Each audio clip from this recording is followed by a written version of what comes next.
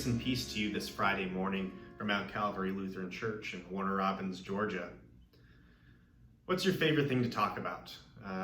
One of my favorite things to talk about is sports. Maybe yours is talking about cars, or what new recipes you found last week, or what's your favorite store to shop at.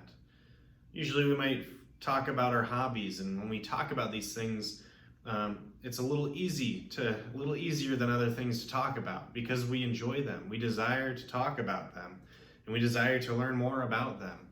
If you like to talk football, you're not just talking about the basics of football. You're getting into the details of your favorite team and who you think will make the playoffs, and you get into the details of it, and you enjoy talking about it, and you, in a way, kind of glorify it because it's something that you hold dearly to yourself.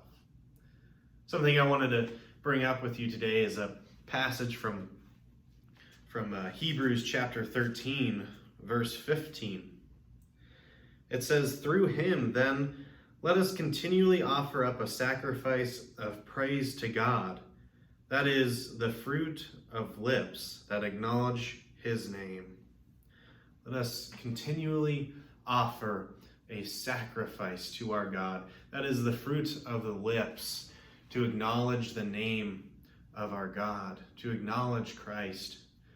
What would it be like if we just had a random conversation with a friend of ours about God rather than football and cars? What would that look like? What would that sound like? I'd like to challenge you this week to maybe put away the discussion of football, or what you're making for dinner, what you made for dinner last week, or what your favorite hobby is. Put those away and sacrifice some of that time in that conversation to talk about God.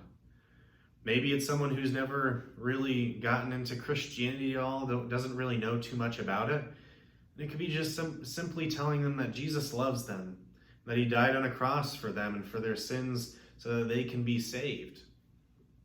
Or maybe it's a friend who does know Jesus, who is a Christian. Maybe they go to church with you.